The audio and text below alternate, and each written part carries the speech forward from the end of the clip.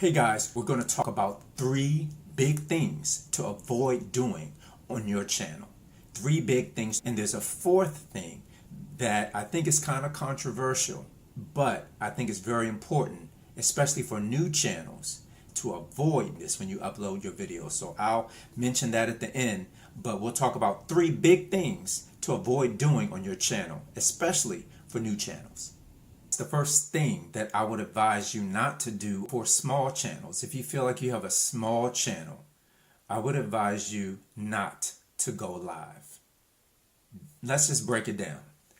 Doing a live when you have like 35 people is not a good idea. When you're in the early stages of trying to get your channel off the ground, you're still trying to establish your own presence on YouTube. And people don't know who you are. They don't know who you are yet. And when you have like 30, 40 subscribers, it is not likely that when you go live, that 10 or even 5 are going to join. At such a small number, it's just not likely that you're going to get the participation that you may be expecting. And the last thing you want to do is be on a live by yourself. You can do a live, but I do not suggest you doing a live because you might embarrass yourself and waste your time. Do you want to look like this? And we are live. Come on in, y'all. Okay, y'all, I'm going to give y'all some more time. Now everybody getting off from work. Kids getting off from school. Come on in, y'all. I'm waiting.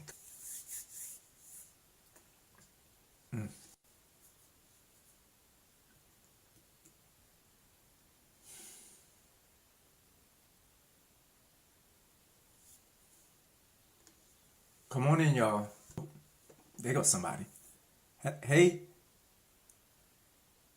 They gone. It's dinner time, so I'm going to cut on out, and I'm going to catch up with y'all later. Who am I even talking to? You definitely don't want to look like that in these streets.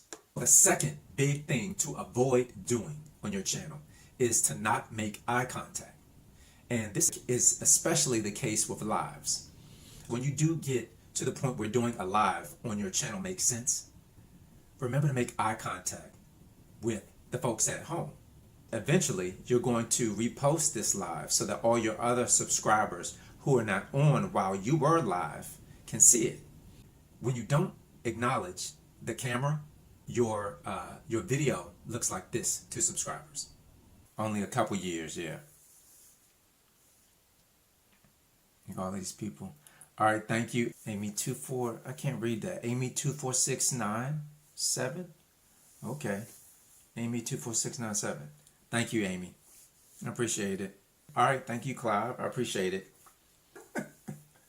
Y'all are crazy. I got the craziest group. I'm telling y'all. So if you only give eye contact to those subscribers who are attending the live, and you don't occasionally acknowledge the camera, the people who look at your live after you post it after the fact are going to feel left out, like they're just watching somebody else have a conversation, which is pretty much what they're doing. So instead of doing that, do this. Pretty girl in pink, you are crazy. Y'all, pretty girl in pink just said, I look like I can't even make a peanut butter and jelly sandwich. Y'all are crazy. You're a crazy bunch. I got the best tribe on YouTube. Y'all are the best tribe. Making eye contact with your subscribers who are going to watch your live later after you post it makes everybody feel included. Your subscribers who watch later don't have to feel like they just watching, like they're left out of the party. Remember to make eye contact during your lives, and not only during lives, but in any type of video. Always make sure you are looking directly into the camera and not into the screen. Because a lot of people, a lot of videos I see people, and I'm not judging anybody, we're all here to learn. And but this is what I've noticed, a lot of content creators, they'll do this. They'll look at themselves on the screen and talk, because it's easy to look at yourself, because that's what you naturally gravitate to. You want to see, you're talking, you think you're talking to the camera when you see yourself, but you need to be looking here into the camera so that the viewer can feel like you're looking directly at them. So always look directly at the camera The third biggest thing to avoid doing on your channel, especially if you're a new channel, is to not respond to comments from subscribers right away, or just comments period right away. When you get a comment in, try to stay on top of it. Try to respond and engage and interact with the viewers and make them feel seen and make them feel special. Your videos are going to be reaching people who are not subscribed to you. So this is your chance to interact with them and get their attention and invite them to subscribe. Try to interact as soon as possible while the viewers are still online. That helps push your engagement too, because if you jump right on their response and then they respond to you, you just begin to amass all of these comments that help push that help fuel your video in the algorithm and helps your video to get even more viewers. Jump right on top of those comments when they come in. Your video can benefit from that interaction, and your viewers and subscribers can feel special. There's a fourth thing that I said I was going to mention, and it's kind of controversial: scheduling your videos to post. I am on the side of not scheduling your videos to post if you can help it. Instead of saying, okay, finished my video at midnight and I wanted to post at 7:15 in the morning, and so you schedule it to post at 7:15 versus you posting it manually at 7:15. I suggest that you post it manually at 7:15 if you can help it. If you need to schedule something, do it. But if you can help it, I say post it manually, because I've noticed that sometimes when you schedule it to post, it seems to me that the algorithm has a chance to evaluate your video and its performance, or how it expects it to perform based on the audience that the algorithm may send it out to. It gets a chance to scope your video out and label it already before it puts it out, before it's time to post it. And to me, that works against you. It's almost like you're showing your hand, like in a game of cards. You're tipping your hand and you're letting your opponent see what you have in your hand. And the algorithm is not the opponent, but it's definitely a tricky thing to deal with, because you got to be able to work the system in your favor. Scheduling your posts kind of lets the algorithm see your hand, and I don't see that benefits you. You would think that, oh, okay, the algorithm has a chance to line me up, for the exact audience I need. It seems to me that the algorithm gets a chance to determine whether it's going to send your video out into the feed, or if it's just going to send it out as a notification, to your subscribers.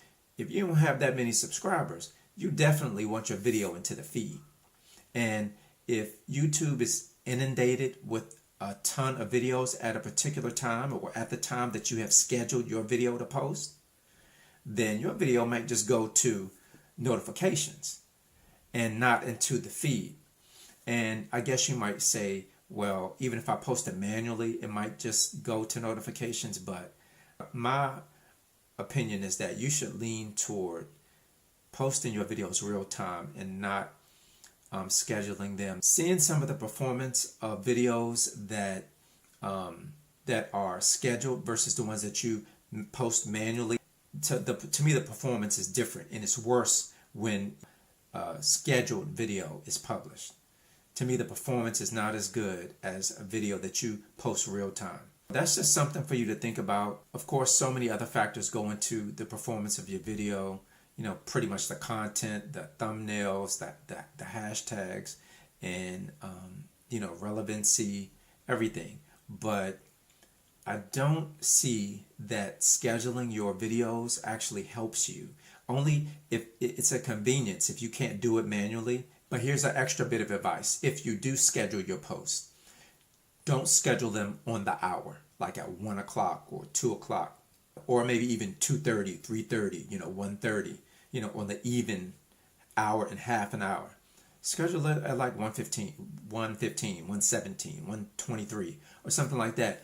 A lot of other people are probably scheduling their videos on the hour and on the half hour. You're just going to butt up against them, trying to make it out into the feed. So, if you do get into the feed. So try to schedule your videos like in the minutes, like, 1:36 and, 2:47, to try to separate yourself from the crowd. So that's what I got for y'all. Hopefully this advice has been helpful. I do invite you to like, share, subscribe, turn on your notifications, all that good stuff, and help me to grow my channel, because I ain't big either. But I'm just telling you what I have experienced thus far in my YouTube journey. So help me to get out there, and I hopefully am helping you to get out there and be successful. And I'm out. Just like that.